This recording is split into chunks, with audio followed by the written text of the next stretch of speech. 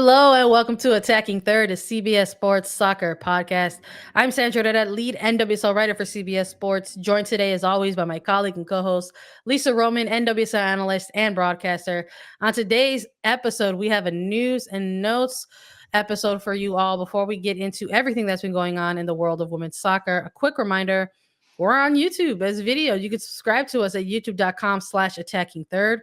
Never miss a new episode whenever we go live or our exclusive interviews and so much more. Subscribe to Attacking Third on YouTube. Lisa, there's a lot to get into here. More than I think we were anticipating, but that's also a beautiful thing. How are you? How you doing today? Here's a check-in. I love the check-ins. We need those, right? For our sanity, for our mental health, just to, make sure we're doing all right. I'm doing good.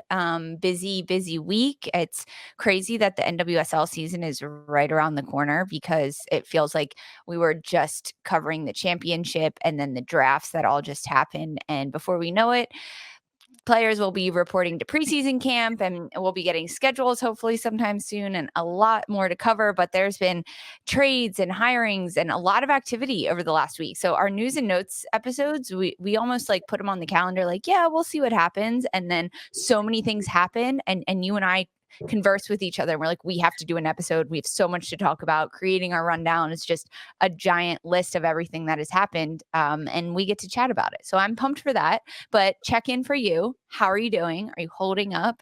How's your day looking? It's looking pretty good so far. This morning I got to start off my day with soccer, which is always a beautiful thing. AFC Women's Asians Women Cup is kicked off officially. Group A got all their matches in. People can catch those games on Paramount Plus. If they missed it, they can watch it on demand. They can catch full highlights on Attacking Third YouTube page. Wink, wink, nod, nod. Everybody should head on over to youtube.com/attacking third and you can see what we saw or check out what you missed. The time difference is real. It's hosted in India, so folks might not have stood up, or woke up for a 3 a.m. game.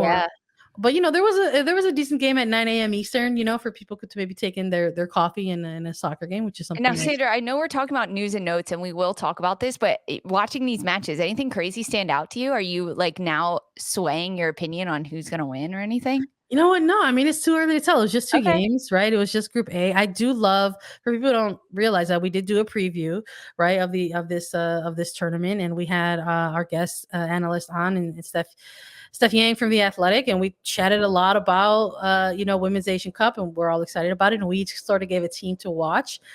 So of course I was keeping my eye on India, and I thought they did great. But you know what? I was really impressed also by the debutantes in Iran, and they both played out to a scoreless draw. And I know a lot of folks are like, "Oh, that was boring," but no, it was delightful. There was a great attack, attacking moments from India. They're probably a little bit gutted that they didn't get one in, but first point ever in the first tournament ever for Iran. So it was all those moments were exciting for me. So it just made me more hyped for, what's going to be coming up with the Group B matches and the Group C matches that are coming up later this week. So everybody should keep an eye on those if they get a chance. You can again watch them on Paramount Plus, and that's just, I guess, the start, right, of some of the news and actions that has been happening around the world of women's soccer. Let's talk about NWSL news. We've got some news. We've got some signings, right, from teams, some acquisitions that have been made, right? Yeah. Trades. Who doesn't love a good trade? San Diego Wave FC, still in the news in terms of making trades and player acquisitions. A little bit new because for the rest of teams, I believe most transfer windows are closed, but in terms of being able to conduct business outside of those, I think that was a little bit, we'll just call it maybe a perk, perhaps, for some of the incoming expansion sides that are coming into the season for 2022. So Los Angeles, San Diego able to still sort of engage and participate in these moves, and they did so with Orlando Pride. They talked about bringing over some midfielders, right? Yeah. Which is an area that we talked about that they needed. Australian international Emily Van Egmond and Taylor Korniak are going to be heading on over to San Diego. And we've talked a little bit about this, Lisa, in terms of the positional area, right? This specific positional area, they stacked up on defenders, which again we loved, Mhm. because this is our moment where we remind everybody that we love defense here on attacking third. And then they have also acquired several forwards. They made, no pun intended, waves. They made waves, in bringing in Alex Morgan. They made an early trade again. That was so cheesy. I loved that. You got to get it in. You got to get it in when you can. There's also like this very interesting, I don't know, kind of like unique developing kind of trade partnership Yeah. happening between San Diego and Orlando. Because the Wave, our franchise that had acquired not just Alex Morgan, but also the rights to Jody Taylor, Mhm. and now we're seeing this move with Korniak and Van Egmond. So it's just kind of like, well, we'll see what continues to develop it more out of between these two teams and in the future. But I think they've obviously targeted an important area of the pitch in that midfield there with these two players. Which is where they needed players. I mean, San Diego is a team throughout the trade window over the last few weeks. We've talked about Kansas City making a lot of big moves and trying to acquire a lot of strength positionally to be a powerhouse in 2022 in the NWSL. And now I think that shift has kind of moved to San Diego, at least for me when I look at this, because San Diego has Kaylin Sheridan in goal, or defenders, as you mentioned, they are stacked. Abby Dahlkemper, Tegan McGrady, Kristen McNabb, Kaylee Reel, Kristen Westfall, lots of players there, lots of depth and talent. Forwards, they had Mackenzie Doniak, Katie Johnson, Alex Morgan, Jody Taylor, Kelsey Turnbow, another player that they just signed that we'll talk about. But really, they had no one in the midfield. They had no midfielders. And then when you look at some of the players defensively and in their forward unit, you're like, okay, maybe they'll play a wing back position, which is technically considered a midfield. But no one for Casey Stoney, head coach for the Wave, was in that midfield unit. And now bringing over players like Taylor Korniak and Emily Van Egmond, who can not only play in the midfield, but be creative, like magic makers in the midfield. I mean, when you look at a player like Taylor Korniak for Skinner at Orlando in this past season, she a lot of the times played up top. Yeah. Now, that's because Orlando had players in the midfield that were fine. Marta was playing there that could create, and he just wanted to push 6'1" Taylor Korniak higher up the field so she could try to flick it on. And she did score a lot of goals with her head in 2021. But she is traditionally a midfielder. She played midfield throughout her collegiate days, and she's very good at not only flicking the ball on with her head, but bringing it down, controlling it at her feet, and finding those slip passes. So I like this trade, but also Orlando, what are you guys doing? I feel like they're losing so many of their players. True rebuild there, right? Like, as much as I have to praise San Diego for everything that they're acquiring, we said it was a big kind of partnership with Orlando Pride, and Orlando is just losing a lot of their players and getting some allocation money. So there's always confusion. There's always the other side of the story, right? With what it looks like. And it just sort of see the fan reaction to some of it was kind of like, oh, great. Like, so who is on our team, kind of vibes. But San Diego, I think maybe on the side of the acquisition side of it are just kind of like sick. More players for us. Right. Let's go. Sending $125,000 of allocation money with potential for additional funds pending certain conditions if they're met. And San Diego Wave also is going to send their natural second round pick in 2024 to Orlando Pride. So I think that was a first as well. I think a lot of the moves that have been done have been involving picks have sort of been for 2023. And apparently now we're looking ahead even to 2024 and including those as well. But they didn't stop there. They also announced another big move in bringing Swedish international Sofia Jakobsson, signing her to a 3-year deal with San Diego and terminating the contract that she had with Bayern Munich, which I don't know if people are like, maybe recognizing how huge that is, but I'm gonna just say it. It's big.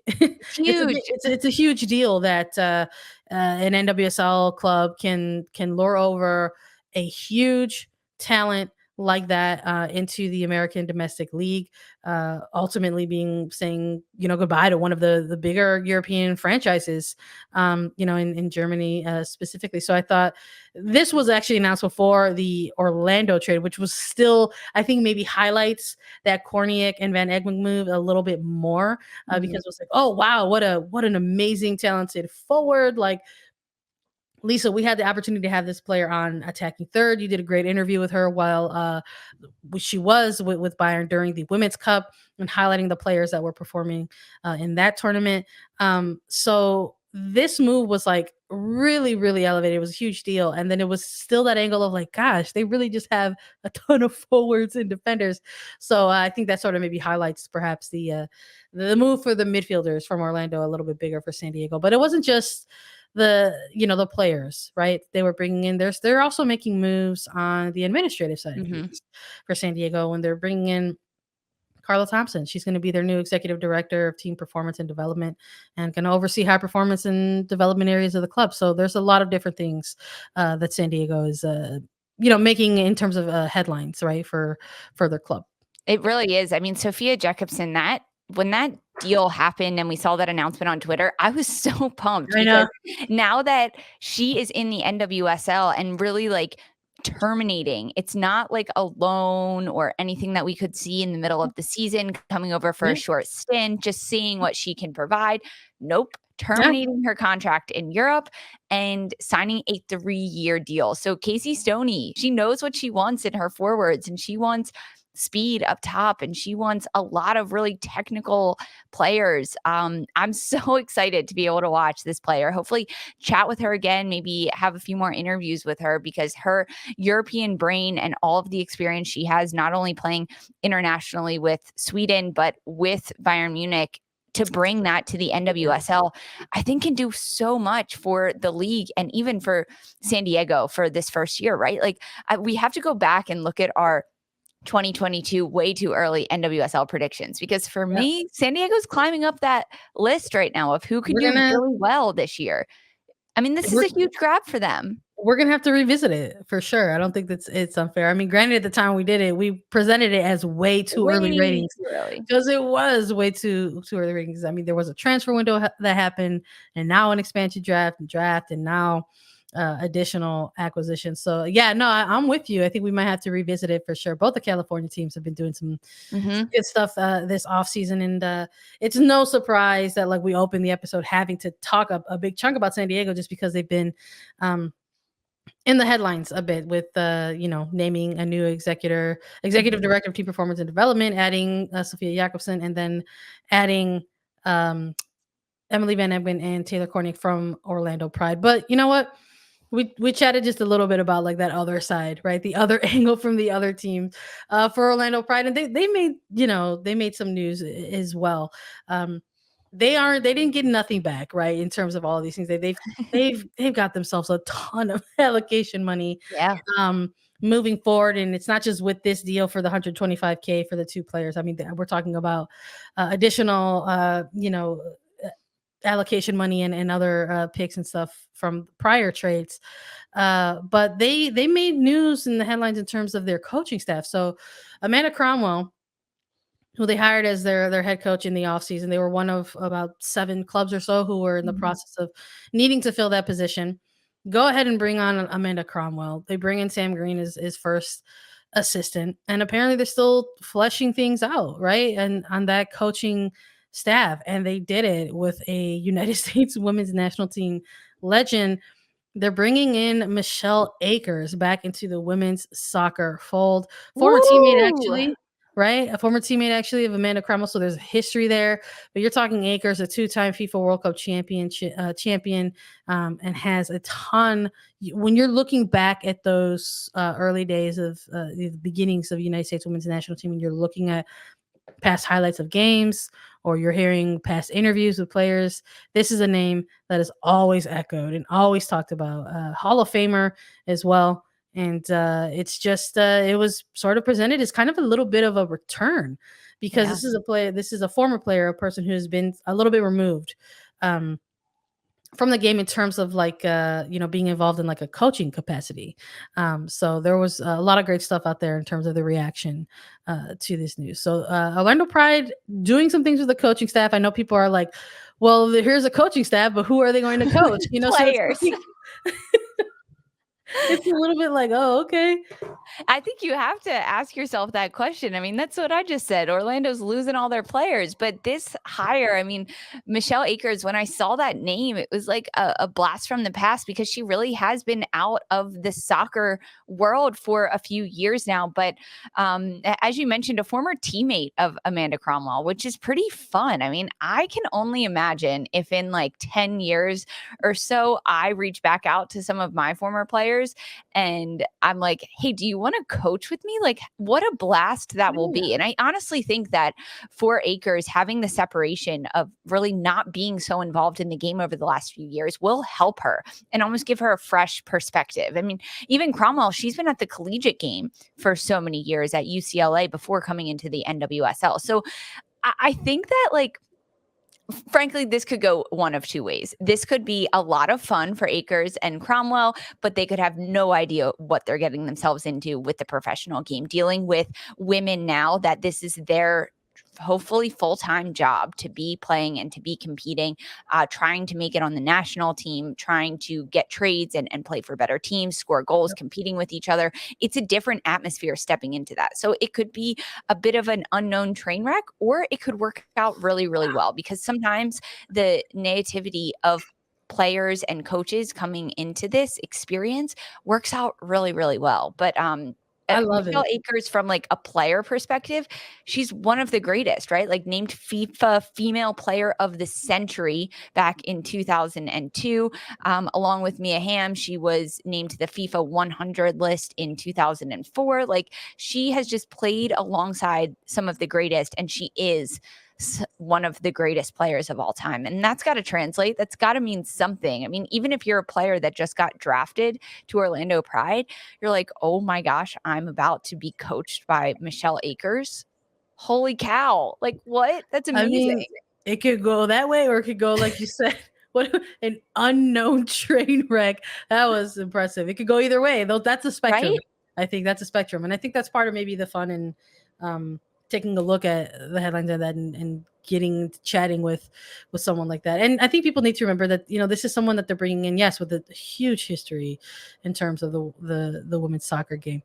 But it's coming in as part of the coaching staff and kind Mhm. of an assistant capacity. So it's going to be a bit of a different angle that in terms of responsibility that she would probably be having as compared to Yes. somebody like a Cromwell who is wearing the head coaching cap or Sam Green who's wearing the first Yes. assistant cap. And So this is the year to do that and the year to try this for Orlando Pride because they've lost a lot of their star power, right? In players that they've traded away. It's a rebuilding year for them. Why not try out some different things? Why not try out head coaches and assistant coaches? I like this, yeah, like this is the year to do it. Why not throw all the glitter around and yeah. see what happens? No, I'm with you for sure on that. I mean, with the movement of players like Van Egmond and Korniak, and that's just the recent move to San Diego, not counting all the other player departures that have sort of come into play during this off season.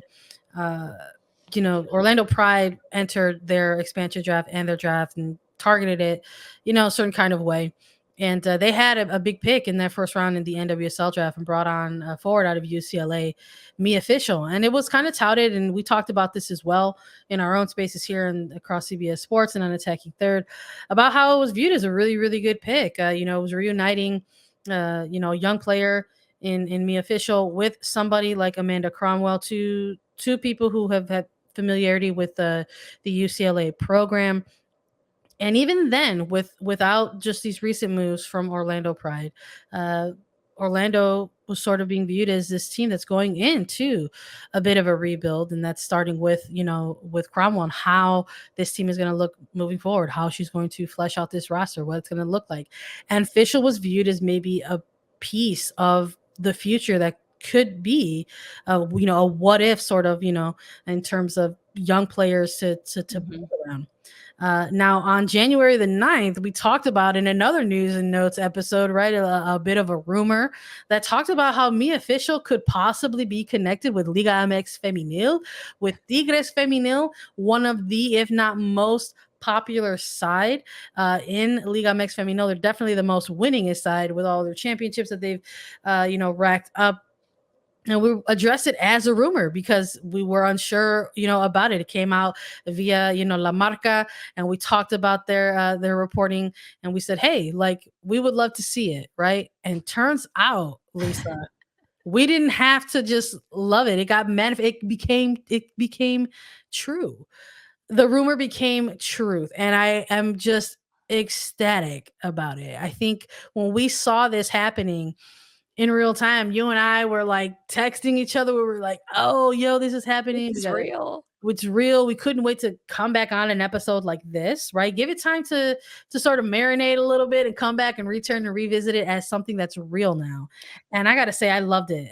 Watching this announcement of this player sign with Tigres Femenil, I think is huge. Again, we talked about at the top of this episode, Lisa, with somebody like a Sofia Jakobsson breaking a contract, terminating a contract with Bayern Munich to come to NWSL. Then you have a highly touted US prospect in Mia Fishel get drafted by the American Domestic League and NWSL by Orlando Pride, former coach of hers, right?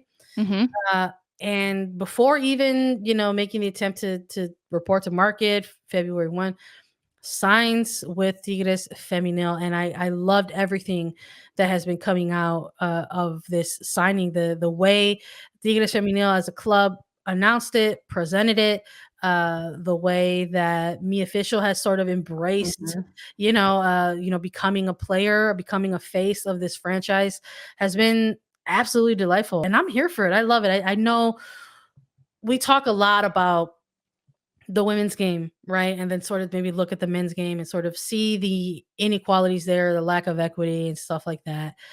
And we take a look at players making these moves for themselves, and you can't help but just sort of try to root for them a little bit. And one of the things that we see a lot of times, I think, in the men's side of the game is how there are players, who choose to go play in Liga MX Femenil versus MLS, or players who, choose to play for the Mexican national team versus, declaring for the United States. And I love that there's maybe a little bit of that that's coming into play with this signing, that you have this top prospect saying, you know what? Yes, I was drafted, but to start off my pro career, I'm going to be playing in Liga MX Femenino. It was a delight to sort of see all that kind of manifest and come out. It really was. I mean, this it is fantastic for Fischel to be not only drafted in the NWSL, which is touted as one of the best women's leagues in the world, but then to be poached away by one of the best teams in Mexico. I mean, this is fantastic for her. I have to let our listeners and our viewers in on a little bit of the backstory of this, Sandra, because I know you mentioned it, but there's a little bit more to this story because I've kind of put myself on blast here and said that what is Orlando Pride doing this year? So when we first heard about this rumor of Fischel potentially signing with Tigres Femenil, it was like, okay, yeah, let's talk about this. This is a crazy rumor. We don't know if it's going to happen. And we said that on our episode back in early January. We were like, this is a very, very interesting rumor that we heard. We love it. We would love to see it. But I don't think this will happen. And at the time, we discussed that Orlando needed forwards. And a lot of times, players that get drafted, they don't always see so much of the field in their very first year. I mean, that's when they become rookie of the year or rookie of the year candidate.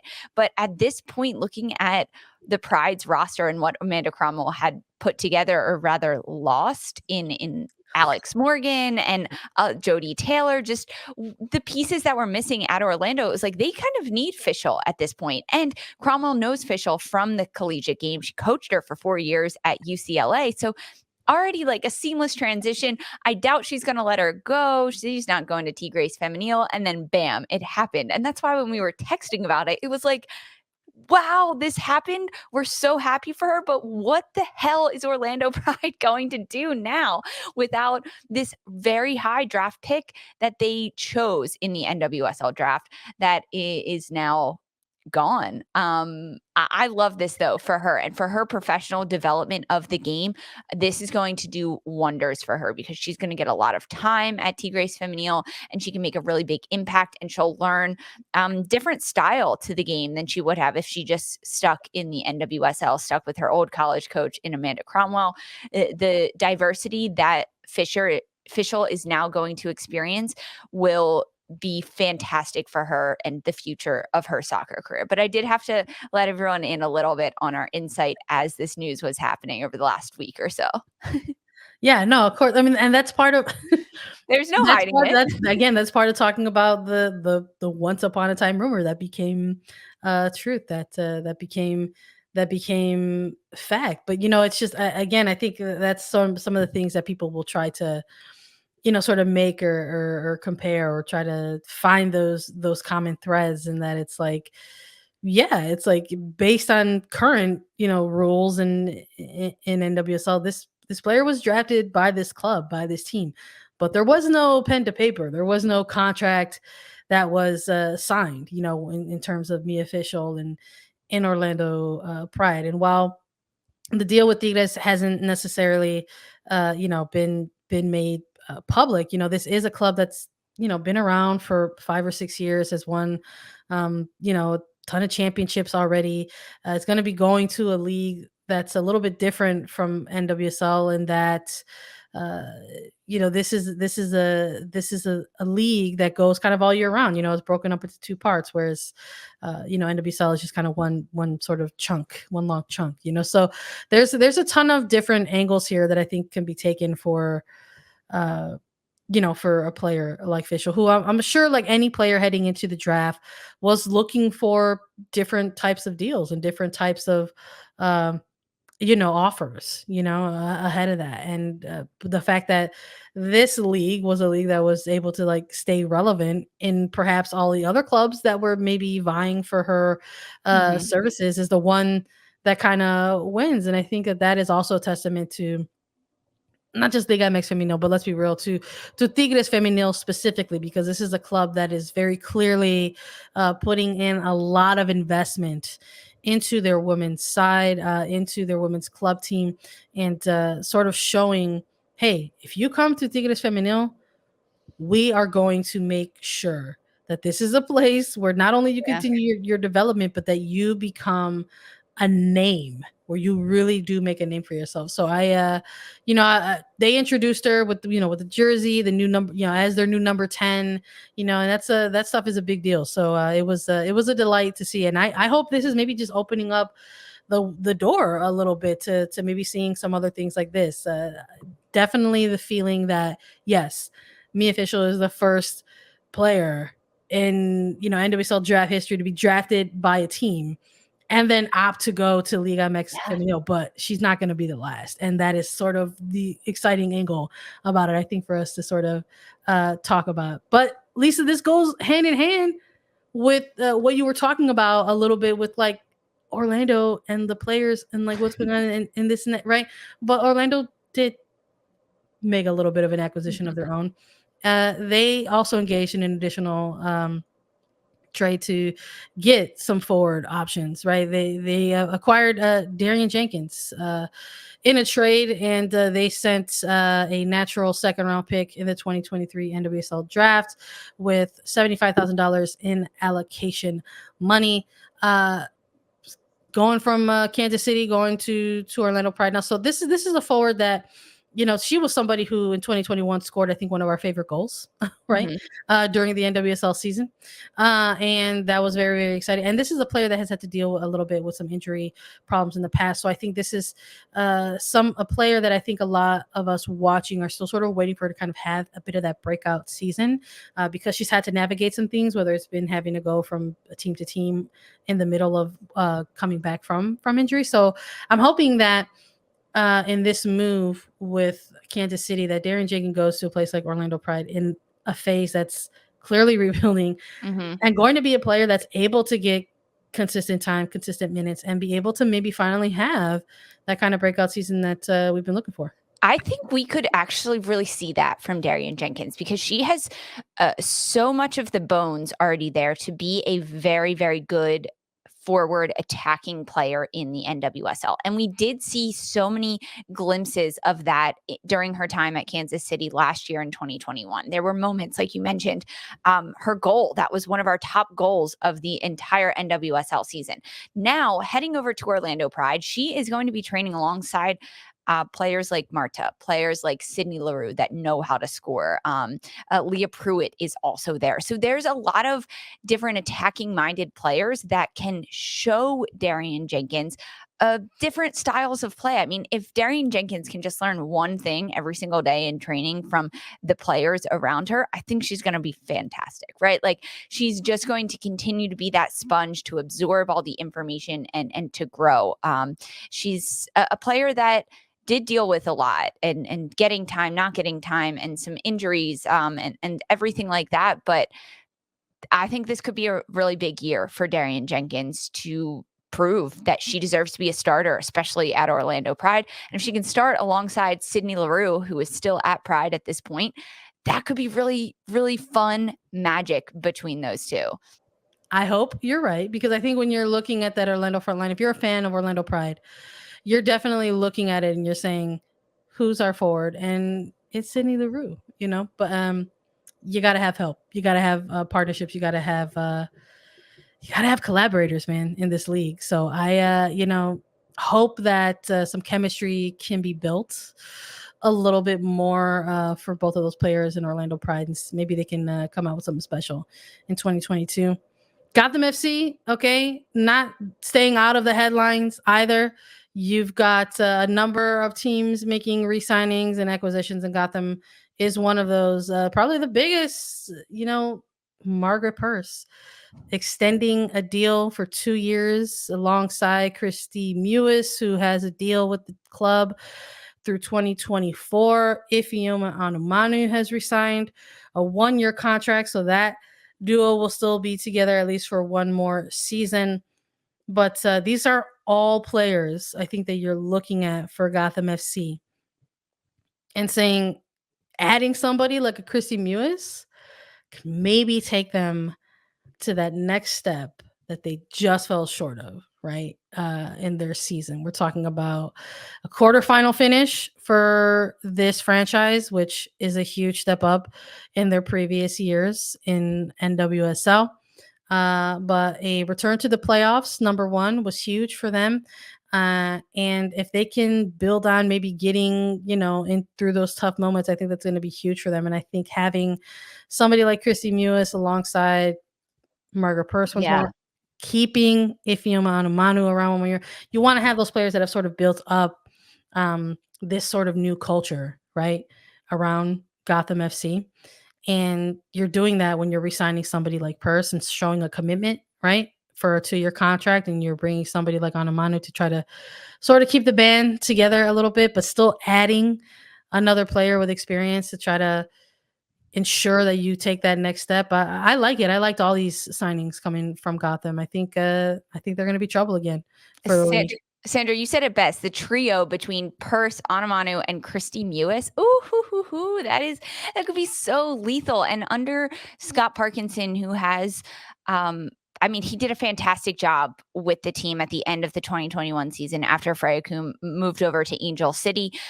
He really did well. And remember, Gotham also, they're losing Carly Lloyd. They already lost her, which I think does change up this style of play, because she played that striker, that 10 striker for Gotham and for Scott Parkinson, that dropped back into the midfield a lot, and she became that playmaker. And I would love to see now to push Purse and Onumanu and just stretch their opponents and their back lines, having so much speed and the depth up top in that forward position. And then you look at the midfield with Long and Zerboni, and then adding Mewis into that mix, and Christy Mewis. Could be a lot there. This could be a year for Gotham. And I'm reflecting back on our way too early predictions for 2022. This might change things a little bit for Gotham when you look at all of the different power that they have, and knowing well ahead of February 1st that these players have their contracts signed. They know they have a home and a place to be, a place to make a mark is huge. And then, I mean, looking at like the international stage in a sense, like Margaret Purce is at camp right now for the US women's national team and trying to prove herself on that stage. So the ceiling for Purce is very, very high, and it keeps getting higher for her. So this is good to see for Gotham. It's very promising. Absolutely. To run out some of the signing news for NWSL, Rain have re-signed Ziara King through 2023. Kansas City Current re-signing Desiree Scott through 2022, and Kristen Edmonds through 2022 as well. So the veterans returning to Kansas City Current to try to build on what they started in their inaugural season in 2021, and young player and King staying with Rain, which I think is important. I think when you're a young player kind of trying to continue your development in this league. So we'll see how those signings pan out for the teams.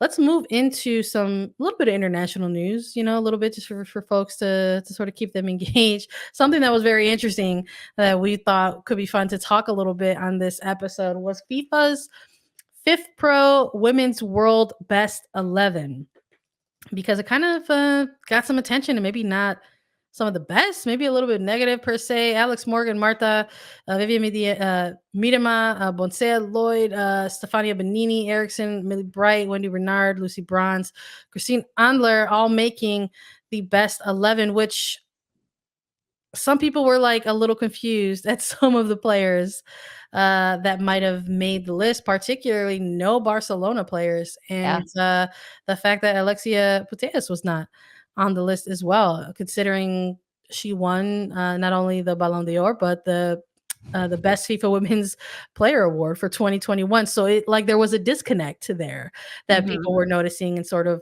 kind of, not I want to say like getting up in arms about, but definitely like voicing their displeasure at the fact that this was the type of starting 11 that was issued as the quote unquote best. Uh, but it's a player award also. Yeah. I think, it's like, so it's something that's voted on by players. And I think, honestly, Lisa, and seeing some of the reactions to it, I think, Alexia Putellas, I think, probably put it best herself because she was asked about it. Mhm. And she basically just chalked it up to like, look, like, I know what this award is and what it's about. And, the fact of the matter is, like, the women's game is not accessible to people. And I'm going to chalk it up to the fact that people cannot literally see us play. And that's a problem. Like, it's a problem when even other players, like women's players, whoever's voting on it, they themselves can't watch the games. It's a sad situation. So, kind of like, there were some, I think, standout players on there, right? I think you look at somebody like a Christiane Endler. If you look at somebody, like a Viv Miedema, who's with Arsenal, there are players who stand out, but there were players who they were like, how are you putting on this player or that player? So Exactly.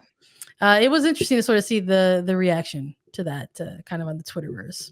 It was interesting, and the fact that I don't think a lot of people realize, as you mentioned, it is player voted. That's who votes for these, and that's who gets the pick. But the no Barcelona players, definitely shocking and interesting that it's potentially due to lack of visibility. And I'm not surprised by that because it's not easily accessible to watch these women's matches, and I hope that changes, right? Like, we're working towards that, trying to get a lot more visibility, trying to get better games, better replay games that you can watch on demand later if the games are at weird times. But yeah, I mean, I'm glad we touched on this because this was a lot of news, and this is a really big honor for a lot of these players to be named to the FIFA Pro Women's World Best 11. I mean, that's a huge honor for anyone that gets it, despite all of the backlash for who is on the list.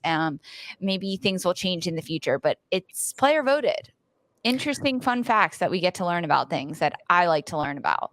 Yeah, and I like that. I like the way that Patea sort of put it out there. She's like, what? It's like that's still being fought for. Mhm. People aren't able to watch the games, and that's an unfortunate. Head coach award, FIFA's best coach award, going to Emma Hayes from the FA Women's Super League, coaching up Chelsea. So that was also something that got put out there. So congratulations to her. Another bit of news that's happening, maybe also NWSL related a little bit, right? Depending on how you want to look at it. We've got Dr. Nadia Nadim now officially became a doctor, a reconstructive surgeon. When we had Nadim join us on Attacking Third, Lisa, she was with Racing Louisville and had just arrived and participating in the season with them.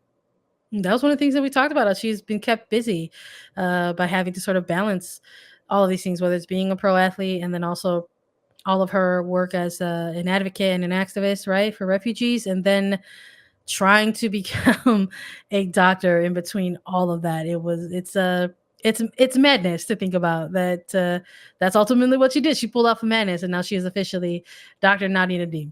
A huge accomplishment for her, and not only all of the things you mentioned, being an advocate, being a professional player, dealing with tough injury, having to get surgery for that tough injury, missing out on some international play. She was just about to hit her 100th cap for the Danish international team. But she's a player and honestly a person that is very inspiring, because despite any curveball or roadblock thrown in her way, and she has seen more than anyone else would like to see in their lives, she continues to plow through and find a different way and say, okay, I'm injured and I can't keep competing with my team. I'm going to get my surgery. I'm going to continue studying for medical school, and she's going to graduate. And I know Racing Louisville is pumped to get Dr. Nadim on a jersey, because that is pretty freaking sweet, Yeah, let me say. that's cool. And not just a doctor, right? Like reconstructive surgeon. It's so wild that What? she tore ACL. She knew she had surgery in the off season, and then it's like, hey, guess what? Now I'm also a doctor of reconstructive surgery. It's wild, but again, extending congratulations to her. Some retirement news making headlines is Canadian women's national team goalkeeper Steph Labbe announcing her retirement this spring. The 2016 Olympic bronze medalist, 2020 Olympic gold medalist, has earned 85 caps with the Canadian women's national team and also a 2019 NWSL championship while with the North Carolina Courage. I'm going to extend congratulations to that as well. People look at that as an ending, but perhaps in reality, that's a new beginning for players when they make that decision. So congratulations to her. A very lengthy career that spanned, both internationally and at club, played in Europe along with NWSL, North Carolina, and Washington Spirit. Congratulations to her for sure. To close out some of the NWSL news, though, we still are waiting on an announcement, right, Lisa, for Chicago Red Stars and their head coaching position. Several teams, in fact, every other team that was looking for a head coach to fill that position have already done that, and Chicago Red Stars yet to go ahead and make this announcement. And this is actually cutting it pretty close. This is actually, we're bringing this up just because it's about under 2 weeks, less than that, for players to report to camps for preseason camps, and still a club out there waiting for their head coach to be announced. This is something that is shocking, yet also not at all shocking to me. I mean, with all of the coaching turnover that we saw, 9 coaches will be different from the start of the 2021 season to the start of the 2022 season. Houston Dash's James Clarkson is the only coach that is staying from one year to the next. But this was a team that had a lot of drama surrounding the initial resignation of Rory Dames in the middle of the night after the championship, after Chicago lost to Washington in the NWSL championship, and then Rory Dames being under investigation for the anti-harassment policy in the league, and a lot of news coming out about him and an investigation. But the latest that we heard from Chicago was December 13th, I believe. They announced that they are searching and they're interviewing, and they have a process set for their finding their new head coach and making sure it follows all the policies and the guidelines set forth for anti-harassment and in the NWSL, and it has players' support behind the hire. And Chicago Red Stars at that time said, we will make an announcement in January. So technically we're still in January, but as you mentioned, less than 2 weeks until players report for preseason. who the heck is their coach? Why haven't they announced it yet? This is just bizarre to me because if they have it, why not announce it? What are they waiting for? At this point, it's just becoming odd that we really haven't heard anything on the PR side of things from Chicago. Yes, their Twitter is active in terms of everyday Twitter banter, but nothing official that we've heard from the club. It's really just been crickets from their side of things. And we talked a little bit about it. Good news is or no news is good news a lot of times, but this is just weird that we haven't heard anything from Chicago and we are still waiting on it. It's the last coach that needs to be hired. It's the last club that needs a head coach heading into the 2022 season.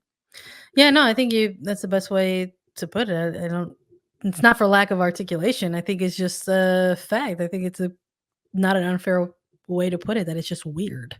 Yeah. Um, you have an off season, where clubs are constantly, in the headlines, and I think your club is coming off of maybe some negative headlines, right? I think you would want to maybe try to, get in the mix of having some, positive things around the club. And they made the player acquisition, the move with Racing Louisville to bring a player back like Yuki Nagasato into the mix and into the fold.